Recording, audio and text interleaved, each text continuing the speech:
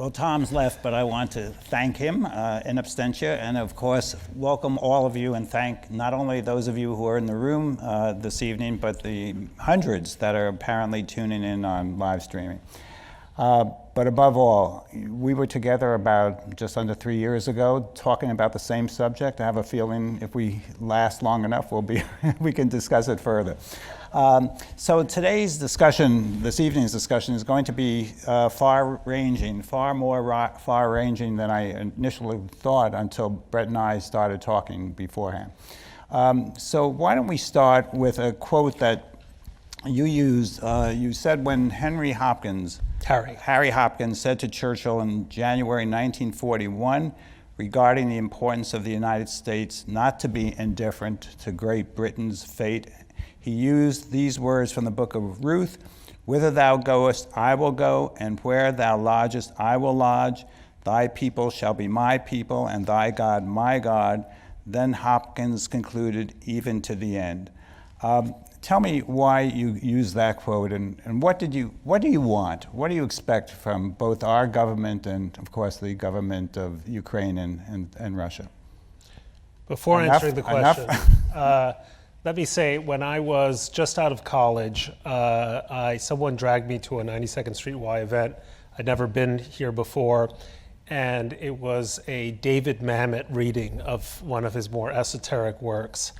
And I remember sitting there and watching it unfold, and the audience that was arranged, a packed house, and thinking this is kind of a peak experience in terms of real intellectual life. And participating in what the 92nd Street Y does is, for me, really one of the highlights of my life. I think sitting here in this room, having an opportunity to have a conversation with serious and engaged people on issues that matter, in particular issues that matter to me and I think to many of us as Jews, is incomparable. So I just want to thank you for the honor of this evening's conversation. We would return that right back to you, because the fact of the matter is nobody has written better or more about the things that we care about than you have throughout your career, and especially recently. We announced this originally to be a talk about anti-Semitism, but of course, Ukraine is occupying center stage. And as we were talking before, there's an entire universe that circles around that. So why don't we start with... So let me answer the question. A friend of my grandmother's, named Leon Trotsky, it's true, had a famous comment. He said, "You may not be interested in war, but war is interested in you." Actually, what he said is, "You may not be interested in the dialectic, but the dialectic is interested in you." But the revised quote is a better one. And one of the tragedies of American history is that because of both the way in which we see ourselves as a nation apart and the fortunate geographical circumstance of having these two gigantic oceans as moats, we have over many years indulged the illusion that we need not be interested in the travails of faraway people, to quote a third person, Neville Chamberlain, about whom, or conflicts of which we know nothing. And American history, unfortunately, is a reminder that indulging that idea that we can be in some ways isolated from what is happening in Syria or Ukraine or Taiwan or other faraway conflicts, is a dangerous indulgence, because ultimately the fate of a free people in Ukraine facing up courageously to a tyrant armed with intercontinental ballistic missiles affects us directly. It's not just a humanitarian concern that we have, that the scenes that are so jarring and dismaying and heartbreaking from Mariupol or Kiev touch our hearts. They should concern us in terms of our interests. And our core interest here is that the new axis of dictatorship which includes not just Mr. Putin, but Mr. Xi and Mr. Khamenei, should not feel emboldened to continue on the course on which they are embarked. In 1941, in January of 1941, when Harry Hopkins came to make his famous visit to Great Britain and report back to President Roosevelt, this country was wildly opposed to the idea of getting itself involved in another war.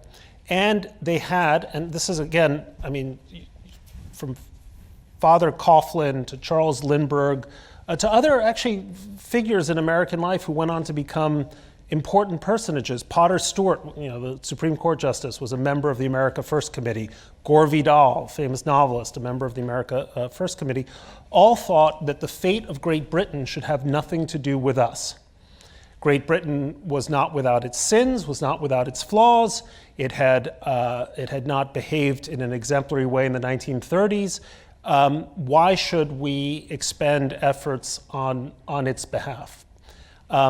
Thank God, Harry Hopkins was able to report to the president that it was essential that we start arming ourselves at home and that we do what we can to help the Britons fend off the Blitz. So let's create a little bit more of a line, right? We're talking about the United States now and our inability to stay within our borders and between the oceans. We're dealing with Russia, we're dealing with Ukraine.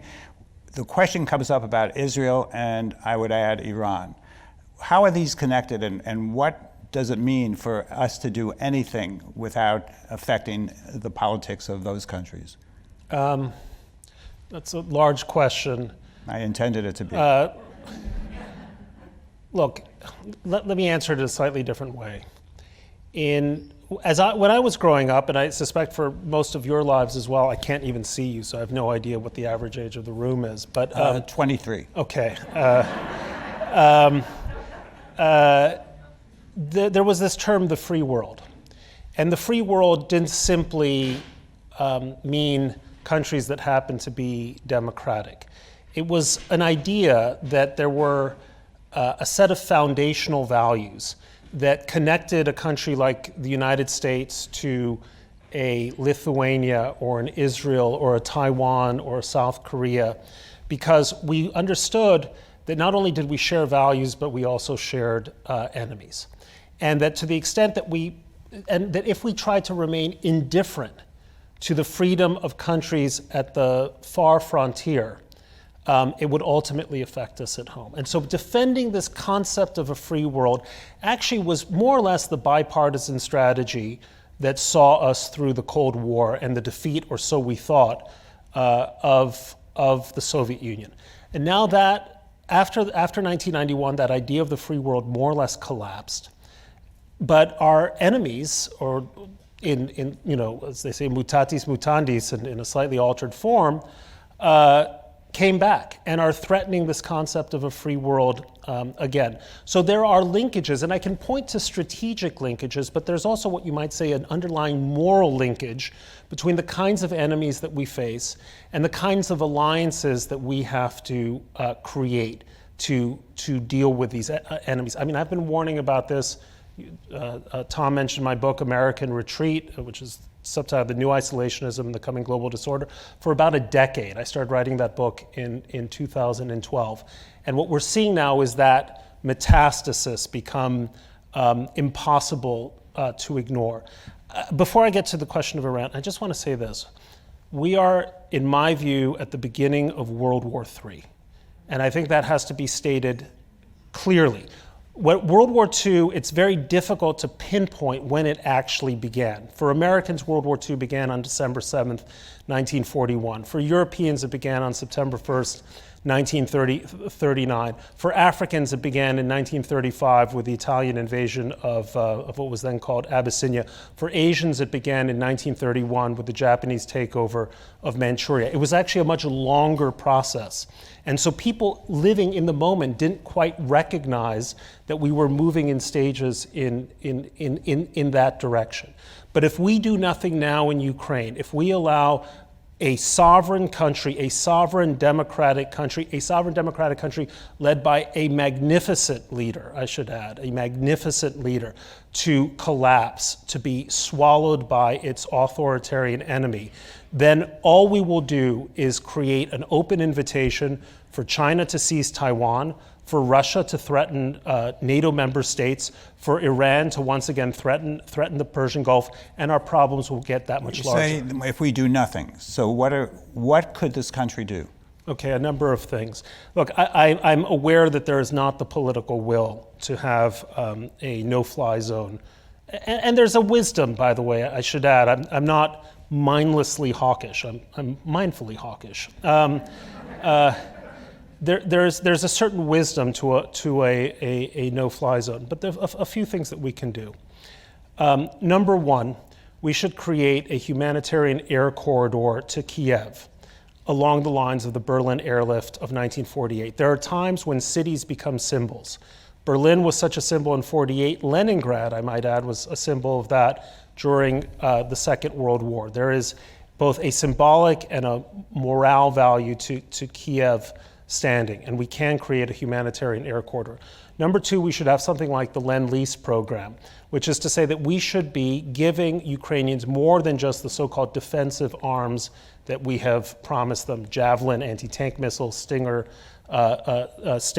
missiles. We should do everything we can to get them aircraft so that they still have some control over the skies, and missiles that can shoot down Russian planes. We should create the infrastructure for a long-term guerrilla war in Ukraine. Vladimir Putin should know that he might be able to conquer Ukraine, but he will never be able to hold it. And the Russian people should understand that this war that their autocratic leader has started is going to end very badly for them, and it's going to end badly for their sons. We should comprehensively sanction every Russian oligarch who is connected to Putin. And I don't just mean, by the way, seizing a yacht in Hamburg or Monaco or wherever these things are being seized. I think every college in America, every university in America should do an audit of where its donations are coming from so that there is no Putin-tainted money at MIT or Yale or Harvard or any other prestige university. Every country, the Britons should join in this effort because half of London seems to be owned by Russian oligarchs. So it should become costly to Putin's power structure to be connected to him. The brunt of the effort should be to persuade the Russians that having Vladimir Putin as their leader is a road to disaster. And they're getting a taste of that, but we're not all the way. But in the meantime, he is said very clearly that he believes with the sanctions, we've declared war, and has intimated that there are steps he could take. Are they legitimate? Should we be afraid of them? And we talk about the Russian people raising up in revolt and protest. We've seen them crushed continuously ever since it began. Do you think this is all possible? So, look, I mean, anything is possible, all right? And obviously it's an extremely frightening moment. But nothing in Putin's behavior leads you to believe that he is a suicidal leader bent on an apocalypse. Everything in his behavior leads me to believe that he has dealt with every American president since Bill Clinton, and he's run rings around every single one of them, and he intends to run rings around Biden. And one way you do that is by, this is a nautical term, but the Crazy Ivan, the Crazy Ivan scenario, where you say, I'm nuts, I could do anything, and the West is likely to fold. Look, the United States endured a much more severe and serious threat during the Soviet period. And we never cowered in the face of the Soviets, and we should not cower in the face of Vladimir Putin. We have overwhelming advantages over him if we are willing to use them. Yeah, I'm not going to ask you, but if you want to answer the unasked question, do you think there's the political will to do that in this country? That's a great question. I thought, and I wrote after the collapse of Kabul, that I wrote this in August. I said we are going to be immediately challenged by the Russians and the Chinese, who will look at the shambolic exit from Afghanistan and come to the conclusion that the US administration lacks both will and competence. Now, having said that, I have also given the administration, particularly in the last 4 or 5 weeks, credit for the way in which they have handled this, the way in which the president, Secretary Blinken, Jake Sullivan, have comported themselves. So I hope the will is there. But Donald Rumsfeld is not the most popular person, rest his soul. But he had a line which I thought was profoundly true. He said, "Weakness is provocative. Weakness is provocative." And not just, never mind President Biden, but 20 years of American weakness in the face of Russian aggression in Chechnya, in Georgia, in Crimea, in eastern Ukraine, now in Ukraine itself, has been provocative. So how do you stop that? How do you stop that? You stop behaving as if you are the weak party, not the strong party. So let's move on to Israel and try to assess, their predicament in terms of what I think they would will to do but can't do because they're in their own crunch.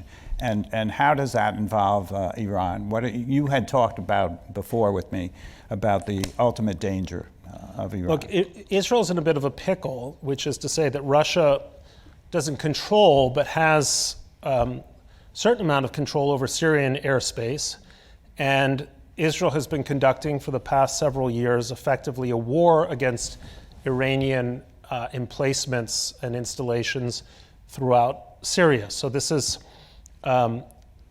in fact a tricky strategic dilemma. That being said, I think the policy in which Israel has failed to speak with a clear moral voice against this outrage to human decency, never mind international law, has been a failure on the part of the Bennett government, a serious failure. Let it not be said that I don't criticize Israel. Israel owes it to itself. Israel owes it to its alliance to the United States and everything the United States has done to stand clearly with the democratic states and clearly for Ukraine and clearly above all for President Zelensky, whose relatives were murdered in Ukraine 80 or so years ago, say that Israel will oppose and denounce Russia and do everything in its power to help an embattled democratic people fight against this kind of enemy. And I'm going to bring up Iran again because you were passionate about that, as kind of being in the background and the need to deal with that forcefully. So look, we are, it's hard to know because negotiations with the Iranians happening in Vienna have been conducted in a fair degree of secrecy. So it's hard to know exactly what kind of deal we might get if we get any deal. But everything that has trickled out is extremely worrisome. Secretary Blinken said we were going to have a longer and stronger deal. We're getting a shorter, from the sound of it, a shorter and weaker deal. And what's even worse about it is that because the Russians are at the table, we're not at the table, but because the Russians are at the table, we are hostage-ing this negotiation to the Russian foreign ministry. That is insane. At a moment when we're trying to exercise or acquire all the leverage we can against Russia, to hand them a card where they have a say in whether a deal with Iran over its nuclear program works out or not. It just seems to me basic diplomatic malpractice. Now, the only, if there's a silver lining here, it's that I think it's also political malpractice. And I don't think, I think Ron Klain, the president's chief of staff, is a very smart, very decent guy. I also hope he has the political sense to realize that at a moment when there is this perception that the president is continuously a day late and a dollar short, that a misbegotten nuclear deal that lifts all sanctions on Iran for the sake of a, 2, 3, 4 year reprieve in terms of their nuclear program is going to be a political disaster. Never mind the fact that I think it's also a strategic disaster for American interests and a strategic disaster for the interests of our allies. So now that we've dealt with the entire world's affairs. Well, we have China. The announced topic of this conversation originally was anti-Semitism, and I don't think it's irrelevant and probably very pertinent in this discussion. But I asked you if I could ask you this in public, and you said yes. So do you have a sense of when was the first time you confronted anti-Semitism, whether it was in a personal moment, somebody that said something that you took to? Well, I grew up in Mexico City, where there is a certain aspect of kind of low-grade, mindless anti-Semitism. I mean, it doesn't quite translate, but it's of the version of, oh, you were Jewed down, these kinds of expressions. But it was never, it was kind of a knee-jerk prejudice, not ideological, vicious bigotry. Where I first discovered it was when I was working for the Wall Street Journal in Brussels. And particularly right after 9/11, I found myself in a variety of conversations with people who didn't have the excuse of inadequate education. Well-educated people saying what had happened on 9/11 was the problem of Israel and the Jews who support it around the world. And it's funny because 80 or so years ago, no, I guess it's more than that, probably close to 100 years ago, my grandfather, who was born Louis Ehrlich in Kishinev, changed his name to Stephens, hoping to adopt the blandest, waspy name. I mean, even I sometimes think, why did my grandfather choose the PH? That was really like an extra touch. He chose it because there was an Irish poet by the name of James Stephens, whom he admired, but that's another story.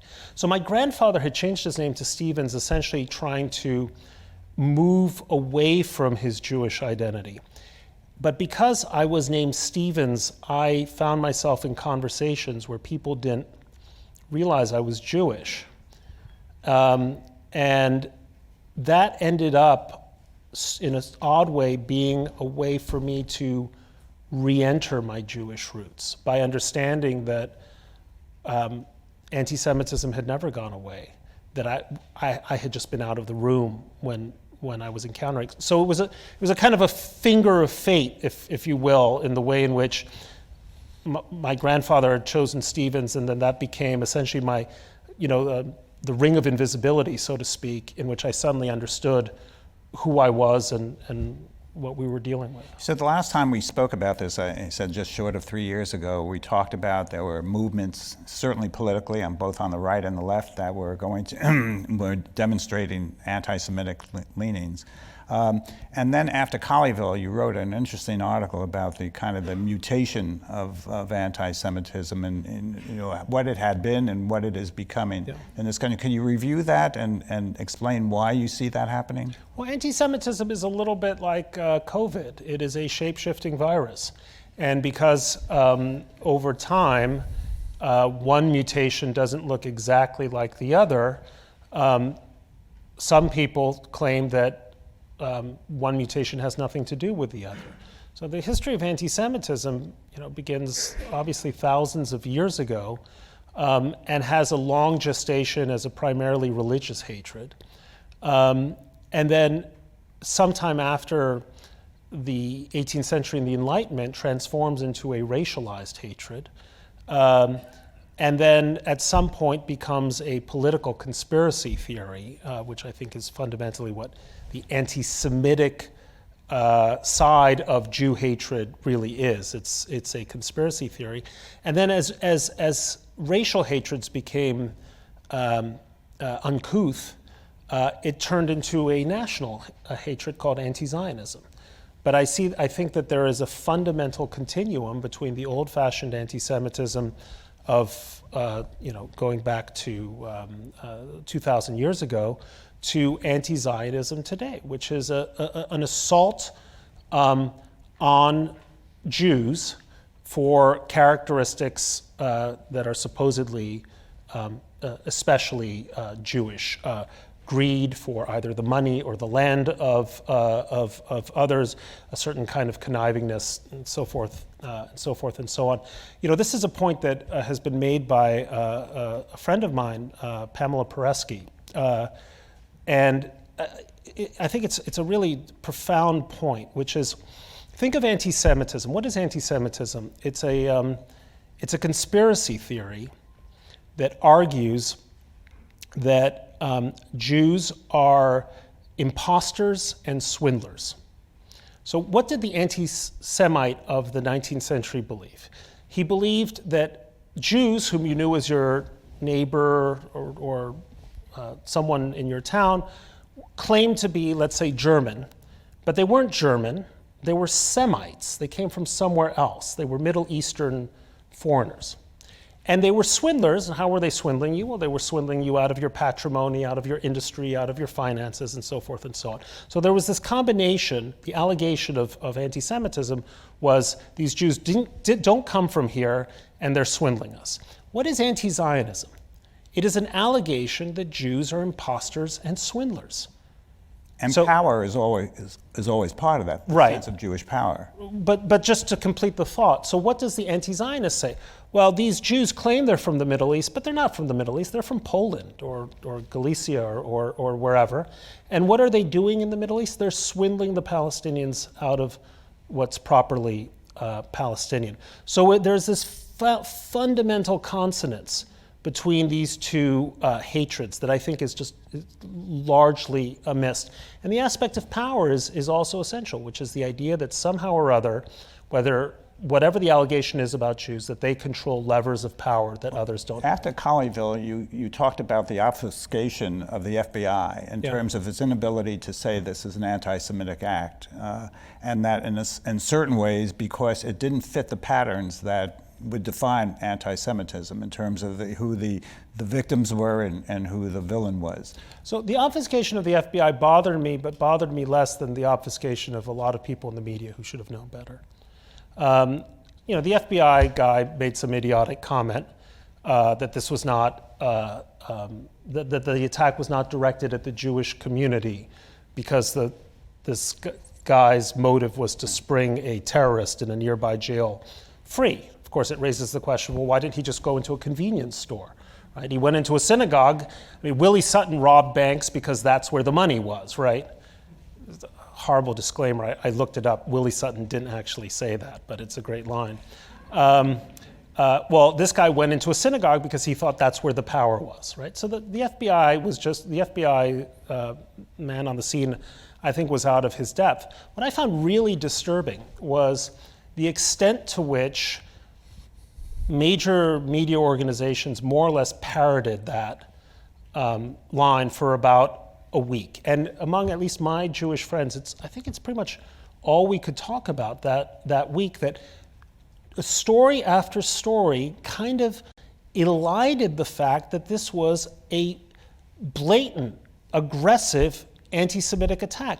What's so disturbing to me, Peter, is when that lunatic went on a rampage in Atlanta with massage parlors, nobody in my profession wasted a minute calling it an anti-Asian attack. Actually, there's a question as to whether it was an anti-Asian attack. It was a horrendous attack, but maybe okay, fine. When George Floyd was murdered, it was unquestionably, there was a racist component to it. And this was widely trumpeted in the media. And by the way, I'm not saying that's a bad thing to do, but why is it that anti-Semitism keeps being the hate that dare not speak its name? Why are people so reluctant to call out anti-Semitism, particularly when it's anti-Semitism that isn't being perpetrated by one of the usual suspects, like the guy who assaulted the Tree of Life synagogue or the marchers at Charlottesville? People I don't want to paint with a broad brush, but too many people in my profession are happy to point out anti-Semitism when it's coming from the right, and much more reluctant to do so when it's coming from not the right, whether it's the left or someone else. And that's a real problem that I think we Jews have in America, which is that we are now experiencing a wave. We are the victims, the largest victims of religiously based hate crimes in the United States. And you would hardly know it. Unless you're in Williamsburg, unless you're in certain neighborhoods, you would hardly know it on a day-to-day basis, the extent to which visibly Jewish communities are under threat. I love those ads all through Manhattan, which say, if you don't think there's a problem with anti-Semitism, walk around with a yarmulke on your head for a few days and see what you discover. So part of the problem you pointed out in one of your articles was that Jews are perceived as successful, and successful is not a good thing from the point of the progressive left. So we're held at fault for that. How do you combat that? So I am really worried, and I'm going to use this term, which woke, which I think most people understand what it's come to mean, not what it originally meant. But I'm very worried about the rise of woke ideology and the way in which it and what it means for the Jewish future in the United States. And one of the things that concerns me is that it used to be that in America, success was admired. And I think one of the reasons Jews flourished in the United States is that here in America, when people succeeded on their merits, they were admired. In Europe, when people succeeded on their merits, they were envied. It was what's called tall poppy syndrome in other places, right? So America, I think because of a kind of a unique Calvinist heritage from the Puritans, that worldly success is seen as a mark of divine favor, America had, beyond religious liberties, it had this culture of admiring success.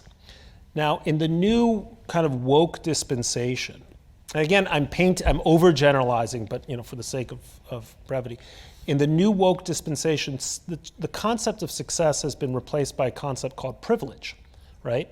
So if you are well off, let's say, right, it's not that you worked from penury to success and created a thriving business and created jobs for people. You are privileged, right? And privilege is something that woke America wants to attack, right?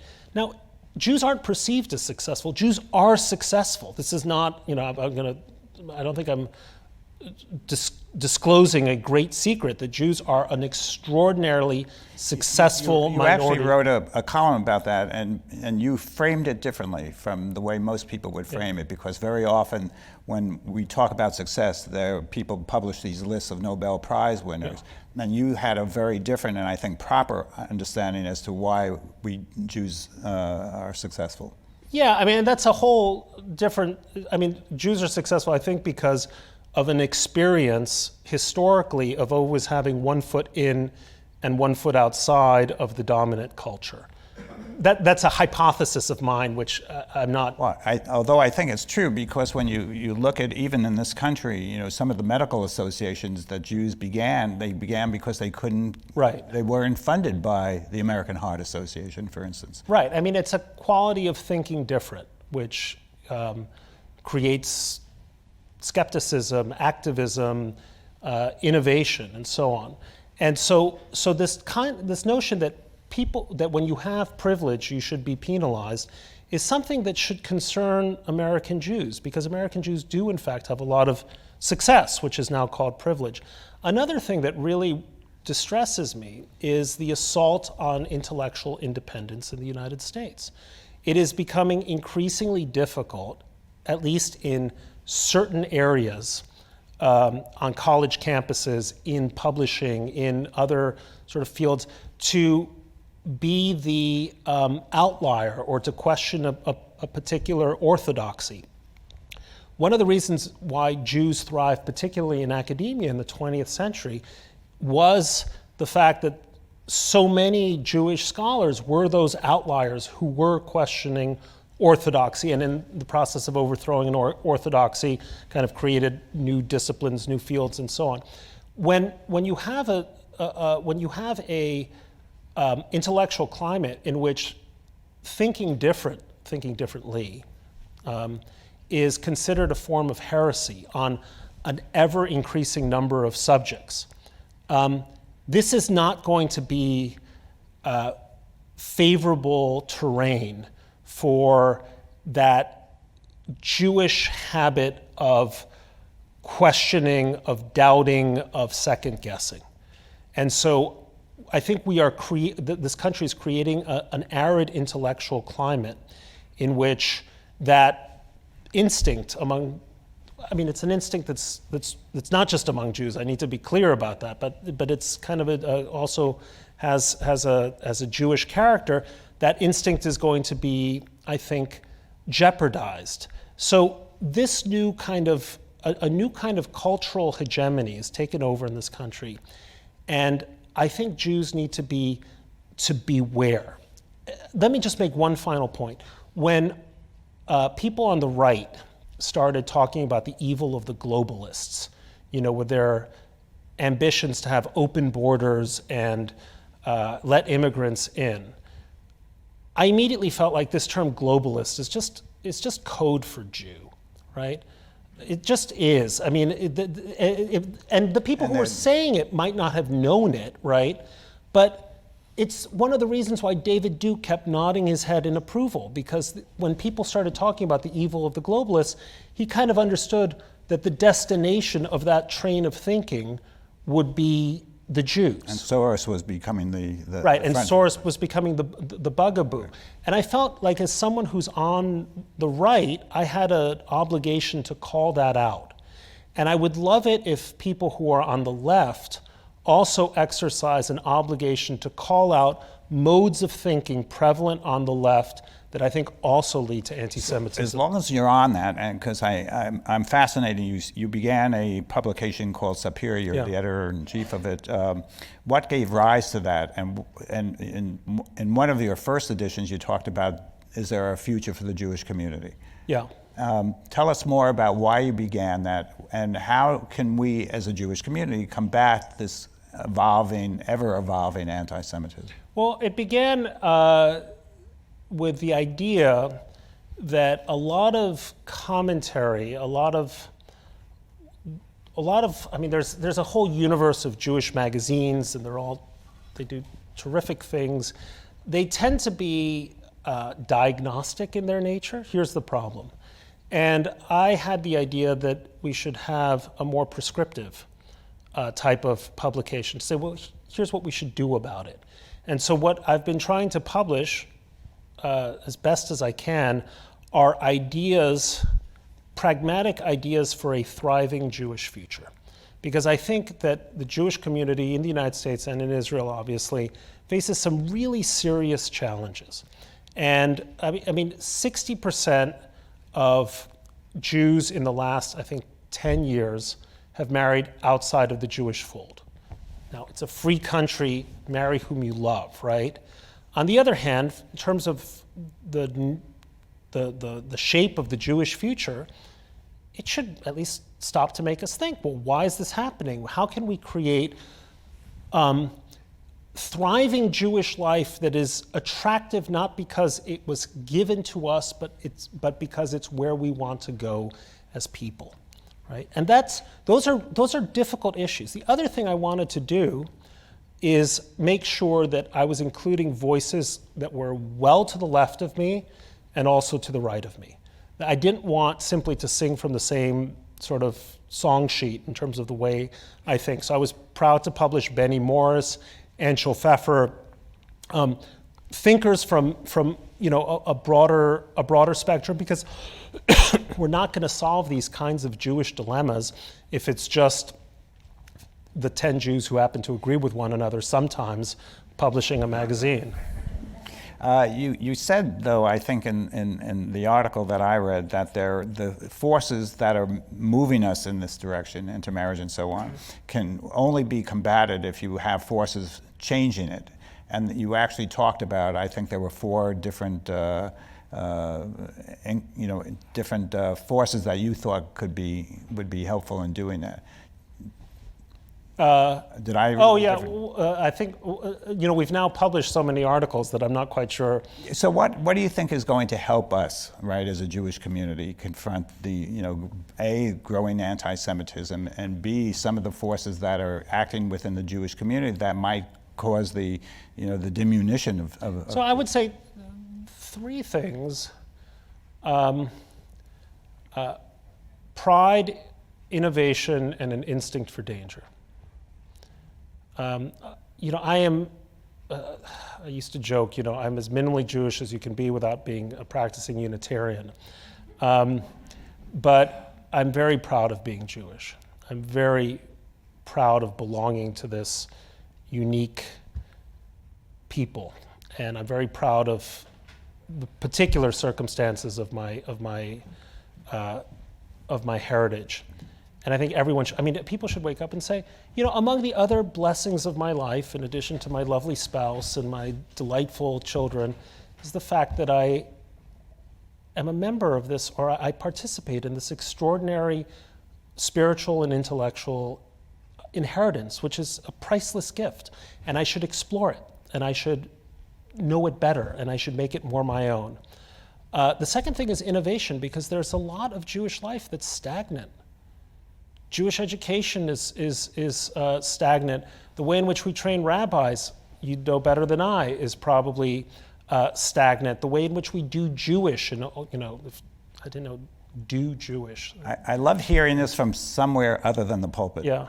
Well, those things are stagnant because, and it's a strange thing that Jews who are so incredibly innovative in so many walks of life, when it comes to Judaism, it's like we're still on dial phones, or the telegraph. How do we create a vibrant, relevant 21st century Jewry where our grandchildren are going to say, this is a fantastic thing that I want to make more my own? And there have been programs here and there that have done it, but never in a comprehensive way. And it also astounds me that Jews who are such extraordinary philanthropists, when it comes to endowing Jewish, want to endow a building, usually named after themselves, right? Or a parent or something. Why not think about what that building should contain and do, and in terms of the activity rather than the structure? And the final thing is the instinct for danger. We have lived for many decades in this country with a feeling of comparative comfort. We are the most admired religious minority, according to many surveys, in the country. The Chief of Staff, the Secretary of State, the Senate Majority Leader, the Secretary of Homeland Security, and others are Jews. It's amazing, right? And one of the things that Jewish history reminds us of is that it has been historically in moments when we feel we are at the pinnacle of our place in a given society that we were actually at the precipice. And I worry that we might be at the precipice. It's interesting because here at the Y, the fact is the issue of innovation and, is running right through the kind of the bloodline of the institution, especially when it comes to Jewish life. Because the Y, and this is as a rabbi who spent 50 years on the pulpit, provides a door that's different from synagogues. And the idea is to lower the threshold so that those who couldn't find their way into Jewish life can find a different way into Jewish life. But one thing I would say is, the media newspapers did themselves a lot of harm with the USA Today model. I hope I haven't insulted someone. But the dumbing down of news, with the idea that you lower the barrier to entry so that, I'm not getting into more trouble. Any moron can pick up the paper and more or less understand what's happening in the world. Damaged the news business. I think one of the ways in which Judaism or Jewish life can help itself is by raising the threshold, by being more aspirational, by in some ways being more difficult. I'm saying this with medium confidence, right? Because maybe I'm wrong here. But it is my intuition that as it has become easier and easier to at least sort of meet the basic touchstones of Jewish life, interest has lessened. Yeah, I'm not suggesting that, look, being a Jew is not easy. Right, just as we've discussed it, you don't have to live long in this country to know that it's not easy. But I think the fact— I thought you were talking about my neurosis. Okay. But I think the fact of the matter is that the door has to be wider. We have, look, I think we should be providing much more support for Jewish education, right? It should be a profession of the best of our kids, not necessarily those who are looking for a second job to make their way through graduate school. So there's so much that we could be doing differently, and it's going to take vision. I mean, yeah, and it's going to take a kind of a dialogic spirit. It's one of the reasons why I think what I hope for in terms of Sapir, like not every idea is good, but sometimes the reaction to a bad idea is what you need. So let me ask you just one more question before I get to these questions. By the way, Bret said if it's not a good question, just make up my own, right? So you said the quiet part. These are all great questions. Okay. And you talked about proper arguments in Israel, to try to this whole thing that Zionism is not anti-Zionism is not anti-Semitic, and in an article, and I think I'm again remembering it correctly, you said there are certain arguments that are appropriate and helpful, and there are certain arguments that are not hopeful. Or helpful. Did I say that? Yeah, you did. I could lift it here, but I think the idea was to say that very often we think we have the answer to the question, not necessarily listening to the question that people are asking. Mm-hmm. And so we're answering the question we think we're hearing rather than the question that really is being said. And that is certainly true in terms of Israel. So Amnesty International published a report that said that Israel is an apartheid state. How should we respond to that? We can't argue, well, it's not our doing, it's the Palestinians doing, and so on. The question is, are there effective ways of kind of righting the ship on that? So I thought about that report when it came out, and I thought whether I should react to it, one in a torrent of idiotic and ill-intended reports that really sully the name of Amnesty International, which was once a great organization. And my general feeling is that it is with respect to my friend, with respect to some of my friends, it is a mistake to argue all of that. Israel's not an apartheid state, period. And people who are arguing it are arguing in bad faith or out of ignorance because they don't understand what apartheid really was. And you are never going to win arguments when you are arguing in the terrain, in someone else's terrain. If you enter the terrain of people who are arguing either in bad faith or lying or choosing or selectively choosing their facts, it's a recipe for a polemical failure. And the people who are kind of professionally in the business of defending Israel, God bless them. It's hard work. I don't think have particularly helped themselves by feeling like they have to be the defense attorney for Israel. I think it's much more productive if you want to make the case for Israel to go to places where, and there are such places, believe it or not, around the world, where people are inclined to think well of the state of Israel for all of its many flaws, and it certainly has them, and haven't been sort of sucked into this. I think our problem, this is kind of a funny problem with the Jewish community, but we're so invested in being part of the Ivy League or certain circles of elite life that we think that that's all the life there is. And it's just in fact not the case. So some student at Harvard Law School stood up and asked an Israeli foreign minister why she's so smelly. I mean, just don't go and talk at Harvard Law School. It's not as good a school as it's cracked up to be.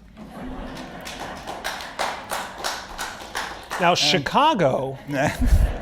Isn't your son at Harvard? No, it's not your son. I think it's Tom's son. He's at Harvard. How do you fight anti-Semitism? This segues into this question. How do you fight anti-Semitism on college campuses What do you say to a young, progressive, idealistic person who doesn't see anti-Semitism on the left? I would say to young, idealistic, progressive people, have a nice life. Have a great life, and one day, they will find themselves marching in a progressive march, and they will be wearing a Star of David, and someone will ask them to leave because that Star of David is considered a microaggression in the progressive cause. And they'll simply say, but wait, I'm for you. I'm part of this wonderful movement. All my theories are progressive. And they'll say, yeah, but you're wearing that little Star of David, and you're not allowed to have that because that indicates X, Y, and Z. And they'll wake up. But in terms of college campuses, what I think should be done is create thriving, innovative, enjoyable forms of Jewish life at every level of observance. Judaism, being Jewish on college campus should be like being a member of the coolest, most awesome fraternity, right? Except no drinking because, it's like the joke, why don't Jews drink? Answer, because it dulls the pain. How did this pride... I mean, you really are an extraordinarily proud Jew. I mean, you're saying it in many different ways through the course even of this evening. Where did that come from in your life? My mother. Listen, did you ever say that to her? Yes, I say that to her several times a day. My mother was born in Nazi-occupied Europe and came to this country as a refugee with $7 to her name. And somewhere in the distant background, there was a rabbinical family in Vilna. I don't know that much about them, apparently very illustrious. I don't know, you know what it is? I think somehow there's a quality of, there's something about Jewish life that combines a contrarian instinct with qualities of intelligence and humanity that deeply appeal, or to which I aspire, I guess. And that has something to do with it. And also, when I was a young boy, I went to Israel, and it changed my life. I just thought, this is an incredible country where people wake up and they know their purpose. And that's a marvelous thing. And for you, that's important, knowing your purpose. Yeah. This is not related to the question I'm going to ask you, but I want to keep it in mind. How did you get to work with Gail Collins? She asked. And are you enjoying it? Oh, it's the best thing I do. I mean, I raise my kids and all the rest. But no, look, Gail. This whole story with my conversation with Gail is kind of an interesting story. When I arrived at the Times, somewhat controversially, Gail. Not everyone was nice to me. Gail was. And she came up to me and she said, I used to do this thing with David Brooks. It's the conversation. It's kind of, I'm liberal, you're kind of conservative. And we just bat it, go back and forth and produce this document. And so we started, and it kind of grew in popularity. And then at some point, the editors realized it was very popular. What's so interesting about the conversation with Gail is if you look for it on social media, it's almost nowhere to be found. Nonetheless, I think in terms of our readership in the Times, and the Times is now, has always been, but is now really a big publication, it's crazily popular, right? And when people tell me that they love the conversation, they always say, I love the civility, and I love the humor, and I love the fact that you're disagreeing in a nice way, except when we're agreeing about Trump. And I love the spirit of a conversation where the idea, it's like a game of tennis where the only point is just to make sure you get the ball across the net. It's not to score aces or humiliate your opponent or, as they say, own your opponent. It's to have a conversation and to enter and emerge as we are, as friends. And I think that's why it's a draw. I think that there is more hunger in this country for that kind of conversation than there is for people screaming at each other on cable news. And we don't recognize this about ourselves because we think that all of life is either Twitter or Fox News. Yeah, no, it does seem that, it comes through that you're having fun. Interesting She's question. very funny, by the way. She's very nice also. She's a lovely person. So, not that you were listening in, but if you can imagine scripting the conversation that Bennett and Putin had, what do you think they spoke about? I think, I don't like saying this because I personally like the Prime Minister. I think he's trying to create some sort of face-saving exit for some kind of agreement that essentially sells out Ukraine, either by the Ukrainians acceding to the loss of major chunks of territory or limiting their rights to determine their own future.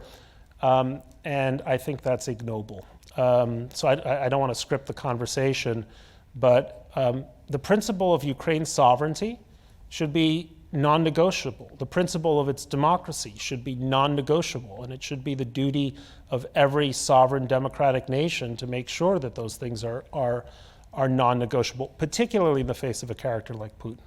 Yeah, so the question, there are several questions as to trying to compare anti-Semitism in Ukraine to anti-Semitism in Russia, and the question is it going to return to Russia? Do you have a sense that anti-Semitism in Russia ever dissipated? No, and people say, well, the Ukrainians used to be anti-Semites. It's true.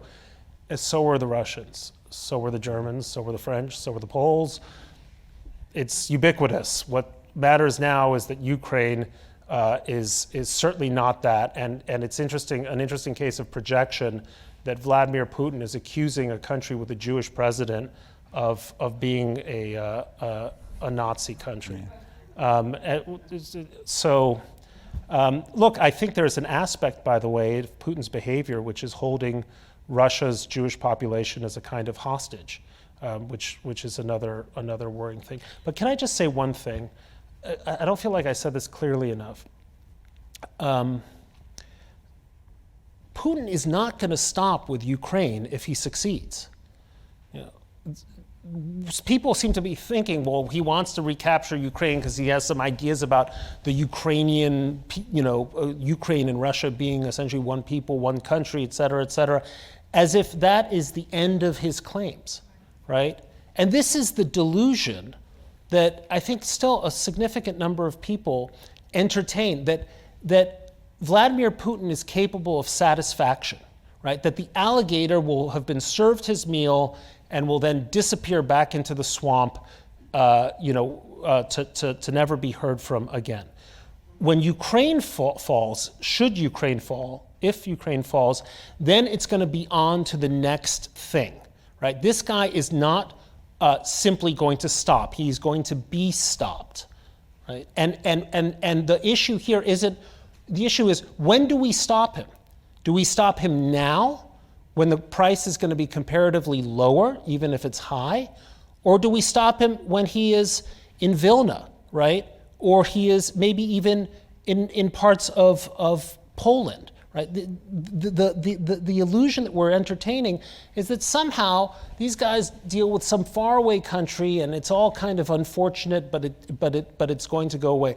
This is not going to go away so long as characters like Mr. Putin or Mr. Xi or Mr. Khamenei are in power. So if you had the president's ear, right? Well, yes, if you had the president's ear and he's reading your columns. He is reading my columns. He is reading your columns. What would you guide them? What policies would you suggest? What could we do as a nation that would not further, exacerbate what's happening now? I mean, we should stop a number of things. Number one, why are we constantly telling Putin what we're not going to do? Vladimir Putin doesn't say, "Don't worry, America, I'm not going to, have a nuclear alert. I'm not going to threaten European cities." He is constantly communicating that he's dangerous, and we're constantly communicating that we're safe. And this is an asymmetry that favors the bad guys in this. So that would be one thing. The next thing, and I've been saying this for months, why weren't we arming Ukraine much more heavily before they got invaded, right? The idea that we're somehow provoking Putin is another idea that plays into his hands. He is the aggressor, and we have to get that firmly in our mind that he will continue to aggress, right? So our role should be to abundantly exact costs on the Russian army and the Russian economy that ultimately threaten Putin's grip on power. And we have to do those sooner rather than later. The idea that we're waiting for him and then we ratchet up is I think, profoundly a mistake. This guy's a bully. The only way in which bullies are dealt with successfully is if you strike hard and you strike immediately. Otherwise, they become worse. Bret, I personally want to thank you. There is nobody, I shouldn't say that.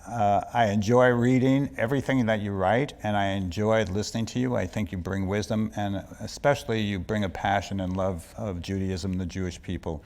And for me, that's inestimable, and I think you're an extraordinary example to us all. Thank you so much. So thank you for being with us, and thank you for joining us.